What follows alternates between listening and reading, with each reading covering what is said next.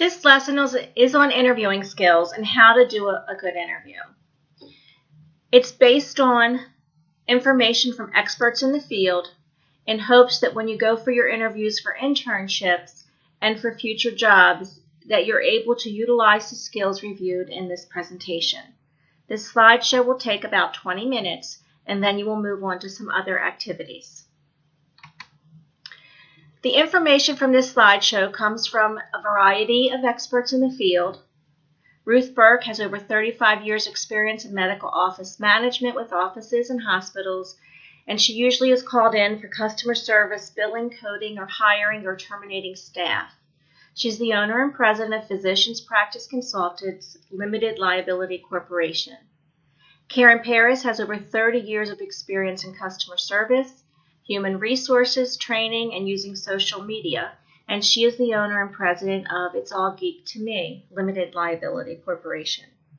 And finally, David Reason has over 35 years of experience in drug treatment, statistical analysis of data, accreditation of drug treatment facilities, and he is the owner and president of Decision Management Limited Liability Corporation.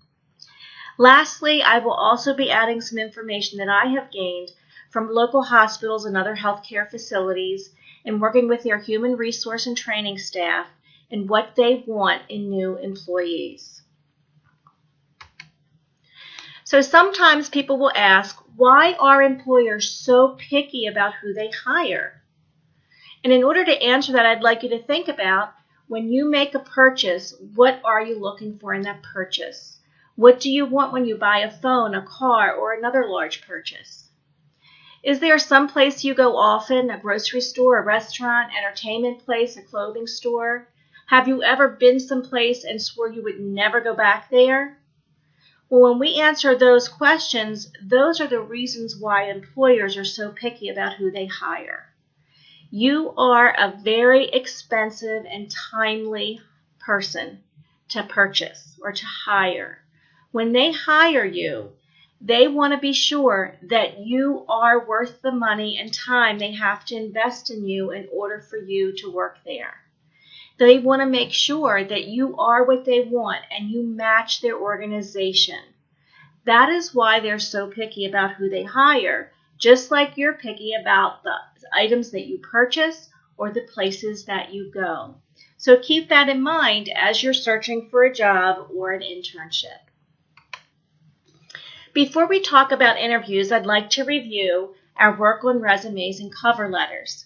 For a second, think about what the purpose of your cover letter is and what the purpose of your resume is. If you recall, the purpose of your cover letter is to make the employer interested enough to want to read your resume.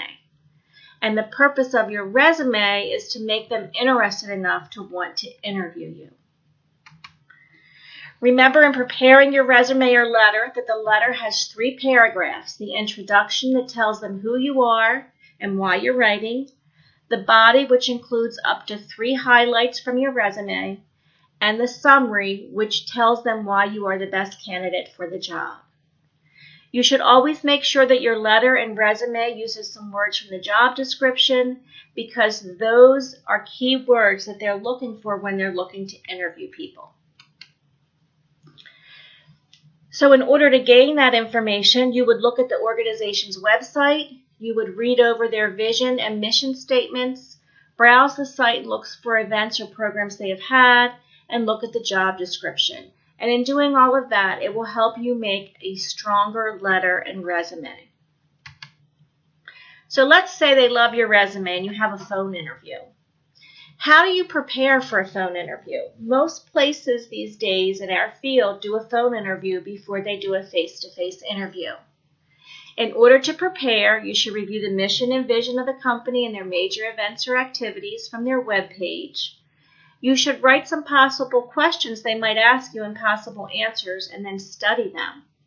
At the very end of this lesson, there is an activity that shows you how to identify the types of questions they might ask you. And in the end, you will practice your answers in front of a mirror. And the reason you do it in front of a mirror is so that you can watch your facial expressions and how you are talking about the questions. You can also practice your answers in front of friends. So let's say they love your resume and you actually are on the phone interview. These are things you should do during the interview to make the interview go well. In a phone interview, there is usually no visual. It's not like FaceTime. It's just a phone conversation. Because of that, you can have notes in front of you, and you can take notes when they're asking you questions to make you remember what to answer. Because it's a phone interview, make sure you do it in a silent or quiet area. One time when we were interviewing someone on the phone, they had 5 cats in the background meowing the entire interview, which was extremely distracting. We also questioned why the person would set up an interview in an area where we could hear all that background noise. Because they call and set up the interview as an appointment, you need to make sure that it's a good time for you and you'll be able to be in a silent area. If you pause to think, tell them, "I'd like to think briefly before I answer." The reason you're doing that is because they cannot see what you are doing, and a 10-second period of silence on a phone seems a lot longer than it does in person. You need to dress and act as if this were a face-to-face interview. And the reason you do that is your confidence and your attitude actually comes through on the other side of the phone.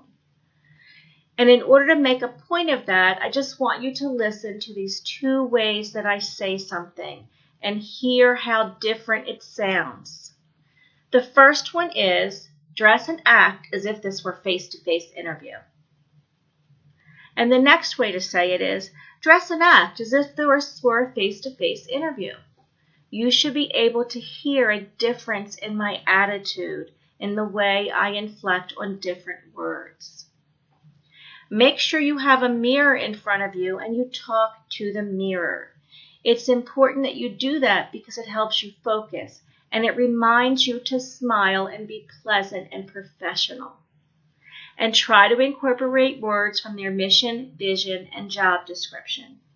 These are all items that will make your phone interview go well. So let's say that went well and now you have a face-to-face interview. You have to do more research. You need to review that web page, mission, vision, and job description. You need to practice the questions and answers they might ask you on this interview. And they will not only be listening to what you say, but they will also be watching how you act during, before, and after the interview. So let's go through some things that you should do and you should not do. Whatever you do, always prepare by reviewing websites, missions, job descriptions, and practicing the interview before you go to the interview. Make sure you dress appropriately for the position. We are in a conservative field, and conservative dress is more appropriate. You should wear minimal amounts of jewelry, makeup, including nails. Minimal nails. They like to have short-cut nails that are clean. And it's always best to not wear cologne. Don't ever come unprepared because the question they will ask is if you didn't care enough to prepare, why would they want to hire you? Never wear clothes that are too revealing, too tight, too loose, or too faddish. Never wear clothing with religious or political statements because that could be offensive to people on the committee. In regards to jewelry, makeup, nails, and cologne, lots of times jewelry can be distracting if it's too large. And because we're in a conservative field, you will need to limit your makeup and make sure you have short, clean nails. And the cologne issue has to do with the fact that you're going to be in a closed room, often without windows. And if you wear cologne that's too strong, it can be offensive. And if someone has asthma, it can actually cause breathing issues. Always make sure you do a dry run on a day and time similar to your appointment. You want to do this so you're sure that based on traffic, you're going to get there on time. You need to walk into the interview area 10 to 15 minutes earlier than your scheduled appointment. And you need to speak and behave in a polite and respectful manner to everyone you meet from your car to the interview. Don't ever arrive over 30 minutes early, exactly on time, or late. All of those cause questions in the mind of the interviewers. When you are too early, it shows that you don't plan well. If you get there too early, sit in your car and read over your notes for the interview.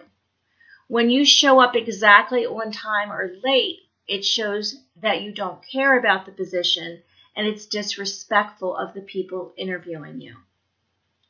It's not a good idea to ignore people or speak curtly to anyone or complain about traffic or anything else before the interview starts. This is because you never know to whom you're speaking.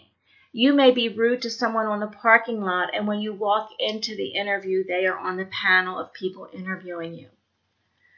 Also, oftentimes, the interview panel will ask the secretaries or whoever receives you before the interview how you spoke to them and how you behaved with them.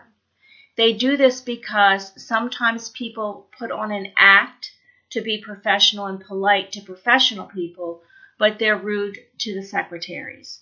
And that is a real indication of who you are as a person if you do not treat everyone with respect.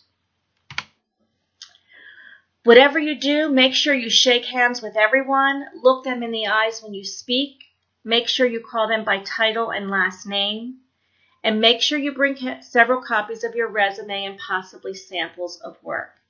They're not going to probably take them, but it looks good if you come prepared. Don't ever hug people at an interview. Do not read notes about what you're speaking. You're talking about yourself and your qualifications, and you should not have to read notes about yourself in order to answer questions. And do not call people by their first name at an interview. They are not your friends. What else you should do? Make sure you let the interviewer lead the interview. Make sure you're attentive, listen to the question, and answer the question. Answer the questions thoroughly, accurately, honestly, and succinctly. Try to use the words from the questions in your answer, and always try to give examples of your work when you answer the questions. Never interrupt an interviewer while he or she is speaking. Never read from notes to answer the questions. Do not talk too much. Rambling means you really don't know what you're saying. If you pause during an answer, you probably need to stop answering the question. It's also okay to say, do you think I've answered that question thoroughly? And the last one is don't talk too little. If they ask you to talk about something you planned that was successful, and you say, I planned a health fair in Health 430 and it was a great success, that is not enough detail for them to understand how you work. You want to go into more detail so they understand that you know what you're doing. Whatever you do, make sure you only talk about professional topics related to the job or their questions. Do not talk about personal life, hobbies, religion, politics, or other hot topics, and never talk badly about prior employers or people with whom you've worked. All of those items are not acceptable in an interview. When they ask you, why do you want to work here, you do want to try to incorporate their mission, vision, or philosophy into your answer. And you definitely want to tell them what you bring to their organization.